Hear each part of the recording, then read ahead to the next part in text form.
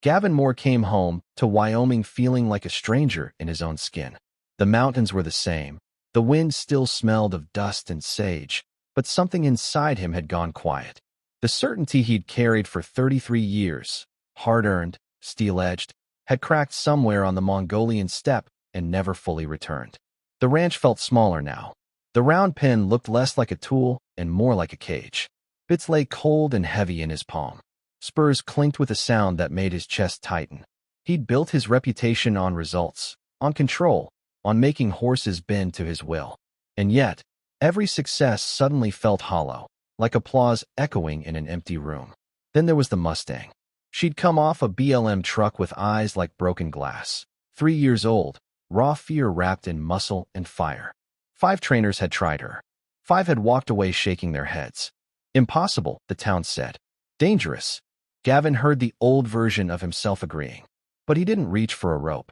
He opened the gate and let her loose in the wide pasture. Then he sat down in the dirt. The wind moved through the grass.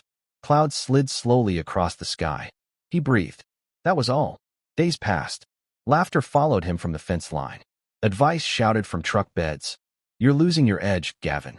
Horses don't work like that. He stayed anyway, remembering Bada's silence, his stillness, the way waiting itself could be an offering. On the 9th morning, the Mustang stopped running. She stood at a distance, ears flicking, watching him watch the horizon. By sunset, she took one step closer, then another. When she finally crossed the space between them, there was no triumph, only a quiet, sacred weight as her muzzle pressed against his chest. The pasture held its breath. No ropes, no force, just choice. Word spread. Soon, trailers arrived carrying horses no one wanted anymore.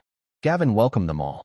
He taught students not how to dominate, but how to notice, how to soften, how to wait until a horse decided you were safe. Standing beneath the open sky, Gavin finally understood what Badu had given him. Not a method, but a mirror. I didn't learn how to train horses, he tells them now.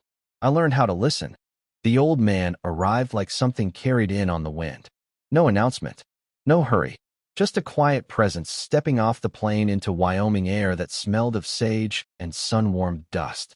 Badu was smaller than Gavin remembered, thinner now, but when he stood on the ranch soil, it felt as though the land itself recognized him. The ranchers watched from a distance, arms crossed, boots planted. They expected demonstrations, techniques, explanations. Instead, Bada moved slowly, touching fence posts, feeling the grain of weathered wood, listening to horses before he ever looked at them. There was something ceremonial in the way he walked, as if every step carried a memory older than any of them.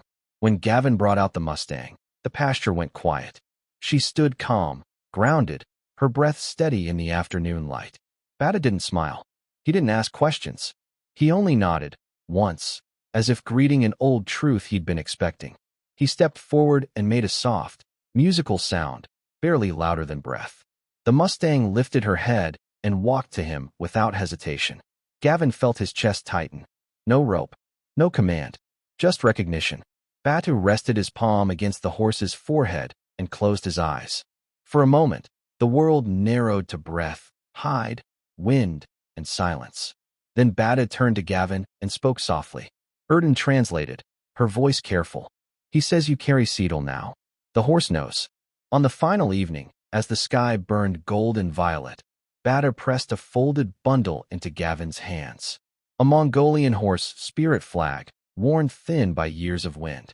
This honors the horses you have known, Erden said, and the ones who will come, and the ones you will never meet. Gavin hung it above the barn door. It caught the breeze immediately. 2 winters later, the call came before dawn.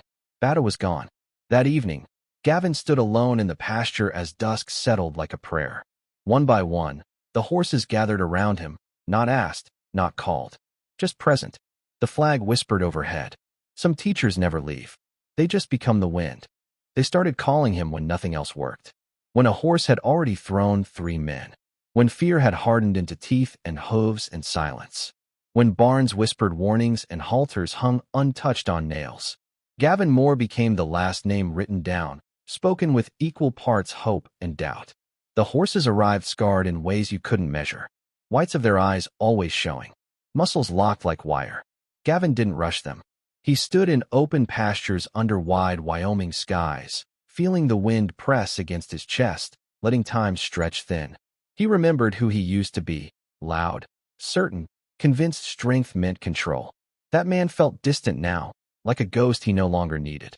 Word traveled faster than he ever did. Trailers rolled in from Montana, Idaho, the Dakotas. With them came people, trainers, ranchers, skeptics, arms folded, jaws tight. That won't work on real horses, they muttered, boots grinding gravel. Gavin didn't answer. He never did anymore. Instead, he opened the gates. A black gelding stepped into the pasture, muscles trembling, ready to flee or fight. Gavin sat down. Dust settled. Wind hummed through grass. Minutes passed. Then an hour. Somewhere between heartbeats, the horse stopped circling. He lowered his head. He took a step. Then another. When he finally reached Gavin, there was no applause, just breath meeting breath, the soft sound of trust being born. The scenes repeated themselves. A mare once labeled dangerous walking freely at his side. A stallion dropping his head into Gavin's palm. Horses choosing him, again and again, with no rope to pull them back. Students came next. They stood where Gavin once stood, eager, uncertain, aching to be good at something that mattered. He didn't give them techniques. He gave them silence. Stop asking how to make the horse do something, he told them quietly. Ask why they would want to. At sunset, horses gathered near the fence, uncalled, unclaimed, just present. The best horsemen aren't leaders. They're partners.